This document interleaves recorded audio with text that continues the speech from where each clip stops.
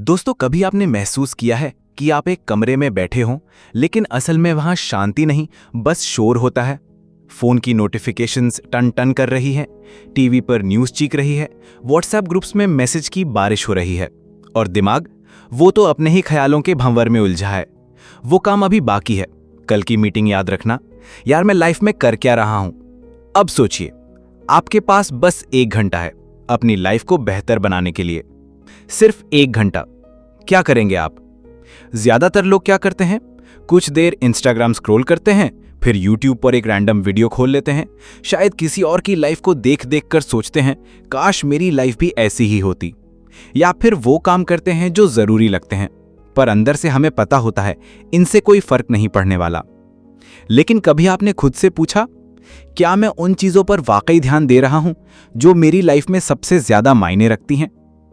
आज मैं आपको एक ऐसी कहानी सुनाने वाला हूं जो आपका नजरिया बदल सकती है।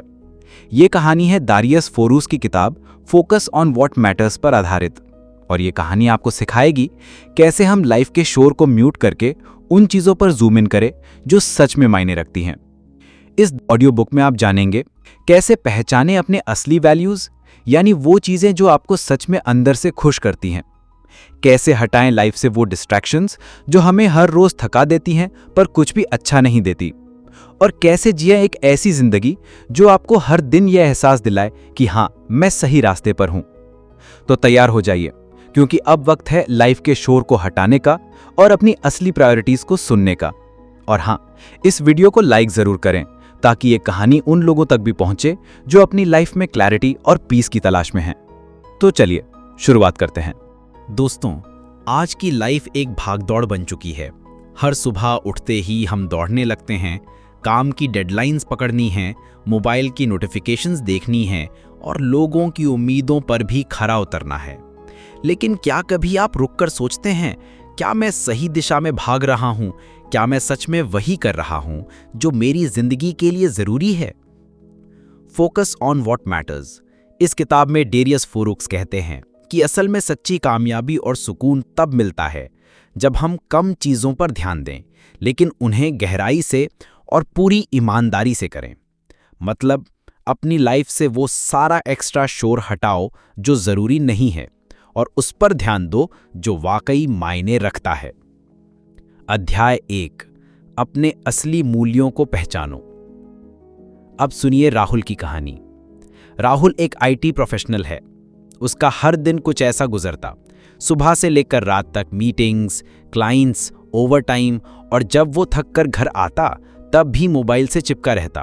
कभी ईमेल्स, कभी सोशल मीडिया और कभी ऑफिस का काम।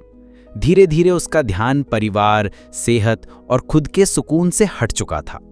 फिर एक दिन उसका 7 साल का बेटा उसके पास आया और मासूमियत से पूछ बैठा, पापा, क्या आपको अपने ऑफिस से मुझसे ज्यादा प्यार है? आप तो हमें समय ही नहीं देते। ये सुनकर राहुल कुछ पल के लिए चुप रह गया। उसके दिल में जैसे किसी ने चुपचाप एक आईना रख दिया हो। उसी रात उसने खुद से एक सीधा सवाल पूछा, क्या मैं अपनी जिंदगी का कीमती समय सही जगह खर्च कर रहा हूं? उसने मोबाइल साइलेंट किया, सारे ईमेल्स बंद किए और अपने बेटे को सीने से लगा लिया। यहीं से राहुल ने एक नई शुरुआत की। डेरियस फोरूक्स कहते हैं कि सबसे पहले अपने असली मूल्यों को पहचानो। मतलब, वो चीज़ें जो आपके दिल के सबसे करीब हैं, जैसे परिवार, सेहत या कोई ऐसा हुनर जो आपको बेहतर इंसान बनाता है। अब सवाल, आप ये कैसे शुरू करें? बहुत आसान है।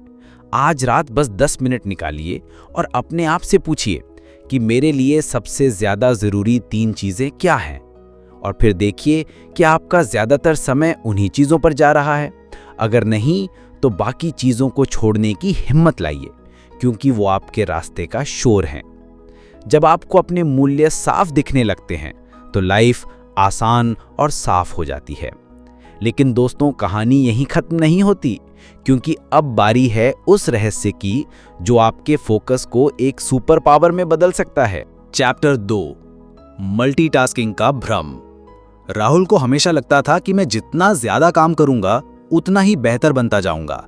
राहुल की ये सोच अच्छी थी, पर वो हर वक्त कई कामों में उलझा रहता। मीटिंग के बीच में ईमेल्स चेक करता, लंच करते हुए मोबाइल स्क्रॉल करता और घर पर टीवी देखते देखते ऑफिस का काम भी करता। पर सच बताऊं, दिन के अंत में उसका कोई भी काम पूरा नहीं होता था। बस एक अजीब सी थकान और दिल में ये सवाल कि मैं इतना सब कर रहा हूं फिर भी क्यों कुछ सही नहीं हो रहा। डेरियस फॉरोक्स कहते हैं कि मल्टीटास्किंग असल में एक धोखा है, क्योंकि हमारा दिमाग एक वक्त में सिर्फ एक ही काम अच्छे से कर सकता है। जब आप बार बार एक काम से दूसरे काम पर कूदते हो तो आपकी 20% एनर्जी वहीं खर्च हो जाती है। मतलब आप जितना सोचते हो उससे कहीं ज्यादा थक जाते हो और फिर भी रिजल्ट 0। राहुल ने यहां एक बड़ा फैसला लिया। उसने खुद से कहा कि अब एक समय में सिर्फ एक ही काम करूंगा। उसने अपने दिन को फोकस ब्लॉक्स में बांटा। 45 मिनट के लिए मोबाइल साइलेंट, नोटिफिकेशन बंद और सिर्फ एक काम। शुरुआत में दिमाग भटकता था, हाथ बार बार फोन की तरफ जाता, पर कुछ ही दिनों में उसने महसूस किया अब काम की क्वालिटी बेहतर है और उसे अंदर से सुकून मिल रहा है। अब सवाल, आप ये कैसे शुरू करें? बहुत आसान है। अपने अगले काम के लिए 45 मिनट का टाइमर सेट करें। मोबाइल, नोटिफिकेशन और बाकी डिस्ट्रैक्शंस को दूर कर दें। जब तक एक काम पूरा ना हो दूसरा शुरू मत करें। हर फोकस ब्लॉक के बाद 5 मिनट का ब्रेक जरूर लें। जब आप मल्टीटास्किंग छोड़ देते हो तो आपका ध्यान ही आपकी सबसे बड़ी ताकत बन जाता है। और याद रखिए, कम काम करो लेकिन अच्छे से करो। यही है असली प्रोडक्टिविटी। लेकिन बात अभी यहीं खत्म नहीं होती, क्योंकि अगली टिप आपका बहुत सारा समय बचाने वाली है। चैप्टर 3, डिजिटल दुनिया को अलविदा कहो। राहुल का फोन दिन भर बजता रहता था। नोटिफिकेशन की आवाजें, मैसेजेस की घंटी और तरह तरह की खबरें। हर बार वो सोचता बस 2 सेकंड देख लूं, लेकिन वही 2 सेकंड कब 20 मिनट बन जाते उसे खुद भी नहीं पता चलता था। कभी सोशल मीडिया, कभी यूट्यूब, कभी न्यूज़। धीरे धीरे ये छोटी छोटी चीजें उसकी सबसे बड़ी आदत बन गई थी। डेरियस फोरो कहते हैं कि डिजिटल डिस्ट्रैक्शंस आपकी सबसे बड़ी दुश्मन है, क्योंकि हर नोटिफिकेशन आपका ध्यान चुरा लेता है और फिर दोबारा फोकस करने में दिमाग की एनर्जी बर्बाद हो जाती है। राहुल ने फैसला लिया, अब वो डिजिटल डिटॉक्स शुरू करेगा। उसने हर दिन में 2 घंटे फोन बंद रखना शुरू किया और सबसे जरूरी बदलाव, सुबह का पहला घंटा बिना स्क्रीन, सिर्फ खुद के लिए।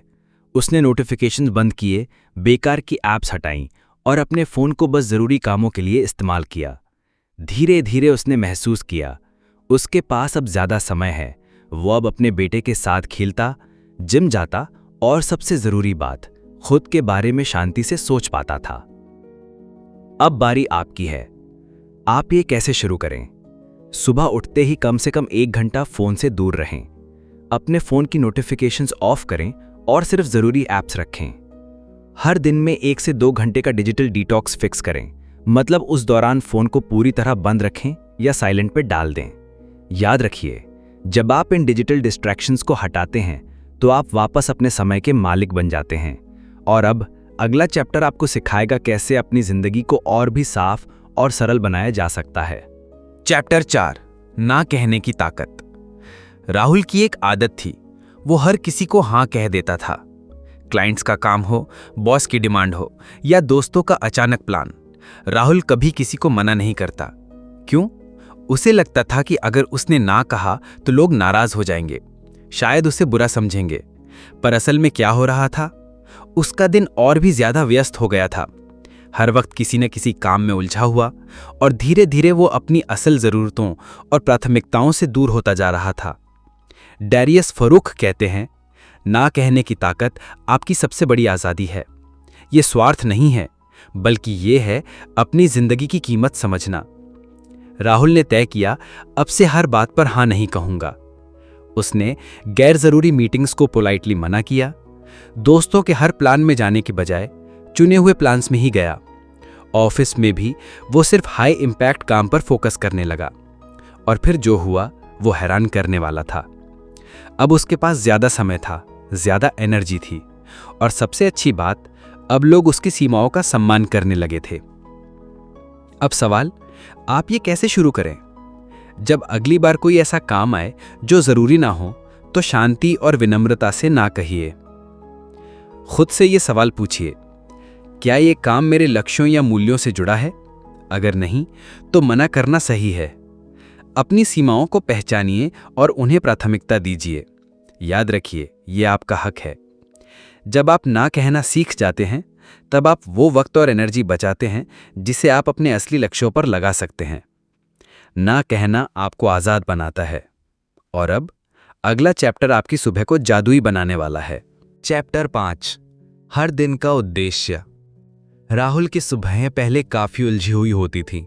अलार्म बजा, स्नूज किया, उठते ही फोन हाथ में लिया, नोटिफिकेशन चेक की, फिर मैसेजेस, फिर सोशल मीडिया, और फिर शुरू हो गया एक बिना सोचे समझे भागदौड़ वाला दिन। राहुल महसूस करता था कि उसका दिन किसी और के कंट्रोल में है। वो सिर्फ रिएक्ट कर रहा है, खुद के लिए कुछ नहीं सोच रहा। फिर उसने किताब में एक लाइन पढ़ी कि हर दिन का एक उद्देश्य तय करो। ये लाइन उसके दिल में उतर गई। अब राहुल ने एक नया नियम बनाया। हर सुबह खुद से पूछता, आज की सबसे ज़रूरी चीज़ क्या है? वो एक काम जो मुझे अपने लक्ष्य के करीब ले जाए। फिर वो अपनी डायरी में एक सादा सा वादा लिखता, जैसे आज बेटे के साथ 30 मिनट खेलूंगा, या फिर जिम में 45 मिनट वर्कआउट करूंगा, या फिर एक ज़रूरी प्रोजेक्ट पूरा करूंगा। अब उसका दिन स्पष्ट और फोकस्ड हो गया था। वो अब बाहरी शोर में नहीं बहता, क्योंकि उसे पता था आज मुझे क्या करना है और क्यों करना है। अब बारी आपकी है। आप ये कैसे शुरू करें? सुबह उठते ही बस 5 मिनट खुद को दीजिए और एक सवाल पूछिए, आज का मेरा सबसे ज़रूरी काम क्या है? उस काम को दिन में सबसे पहले निपटाइए और दिन भर अपने लक्ष्य को याद दिलाते रहिए, क्योंकि यही आपका गाइड है। जब आपका उद्देश्य साफ हो जाता है तो आप दिन को जीत लेते हैं, बिना किसी उलझन, बिना किसी भटकाव। और अब अगला चैप्टर आपकी जिंदगी में सादगी और सुकून कैसे ला सकता है, वो बताएगा। चैप्टर 6, मिनिमलिज्म की ताकत। राहुल का घर और दिमाग दोनों ही बिखरे हुए थे। जरूरत से ज्यादा सामान, चिंताएं और काम। किताब कहती है, मिनिमलिज्म सिर्फ कम सामान रखना ही नहीं, बल्कि कम में ज्यादा संतोष पाना है। राहुल ने गैर जरूरी चीजें हटानी शुरू की, पुराने कपड़े, बेकार ऐप्स और फालतू की चिंताएं। उसने अपनी टू डू लिस्ट को भी छोटा किया, सिर्फ 3 मुख्य कामों तक। अचानक से उसका दिमाग हल्का हो गया। वो अब हर काम को गहराई से करता और ज्यादा संतुष्टि महसूस करता था। डेरियस 4 कहते हैं, जो जरूरी नहीं उसे हटाओ, सादगी में ही असली ताकत है। आप ये कैसे शुरू कर सकते हैं? अपने घर से आज ही 10 गैर जरूरी चीजें दान कर दें। अपनी टू डू लिस्ट को 3 कामों तक सीमित करें। हर हफ्ते एक चिंता छोड़ दें जिसे आप नियंत्रित नहीं कर सकते। सादगी आपको शांति देगी, लेकिन अगला चैप्टर तो आपके डर को हरा देगा। चैप्टर 7, डिजिटल डोपामाइन से आजादी। राहुल को फोन की लत लग गई थी। हर 5 मिनट में वह स्क्रॉल करता, लाइक्स चेक करता। किताब बताती है कि डिजिटल प्लेटफॉर्म्स हमारे दिमाग के डोपामाइन सिस्टम को प्रभावित करते हैं। हर नोटिफिकेशन एक छोटा सा इनाम देता है, जो हमें और स्क्रॉल करने के लिए मजबूर करता है। राहुल ने अपनी डिजिटल सीमाएं बनाई। उसने दिन में 3 बार फोन चेक करने का समय तय किया, सुबह, दोपहर और शाम। सोशल मीडिया को हफ्ते में सिर्फ 2 घंटे तक सीमित किया। उसने पाया कि वो अब ज्यादा मौजूद है, अपने बेटे के साथ, अपने काम में और अपनी जिंदगी में। आप ये कैसे शुरू कर सकते हैं? फोन चेक करने के लिए 3 निश्चित समय तय करें, सुबह, दोपहर, शाम। सोशल मीडिया को हफ्ते में 2 से 3 घंटे तक सीमित करें। हर दिन 30 मिनट बिना स्क्रीन के बिताएं। ये आपका रिचार्ज समय है। डोपामाइन की गुलामी छोड़ें तो आपका दिमाग आजाद होगा। लेकिन राहुल की पूरी कहानी तो अब खुलेगी। चैप्टर 8, राहुल का नया सफर। 6 महीने बाद राहुल वो इंसान नहीं था। वो अब हर सुबह अपने मूल्यों को याद करता, परिवार, सेहत और आगे बढ़ना। उसने ध्यान भटकाने वाली चीजों को दूर किया, ना कहना सीखा और हर दिन का उद्देश्य तय किया। उसका शेड्यूल अब बिखरा नहीं था, बल्कि साफ और सार्थक था। वो अपने बेटे के साथ क्वालिटी टाइम बिताता, जिम जाता और काम में पूरी लगन के साथ अच्छे परिणाम देता। ऑफिस में लोग उसकी स्पष्ट सोच की तारीफ करते थे। सबसे ज्यादा राहुल अब अंदर से शांत और संतुष्ट था। फोकस ऑन व्हाट मैटर्स ने उसे सिखाया कि जिंदगी की असली खुशी ज्यादा में नहीं, बल्कि सही चीजों में है। क्या आप भी तैयार हैं? आज ही अपनी टू डू लिस्ट को 3 कामों तक सीमित करें। एक गैर जरूरी चीज को ना कहने की हिम्मत करें। अपने मूल्यों को डायरी में लिखें, यह आपका कंपास है।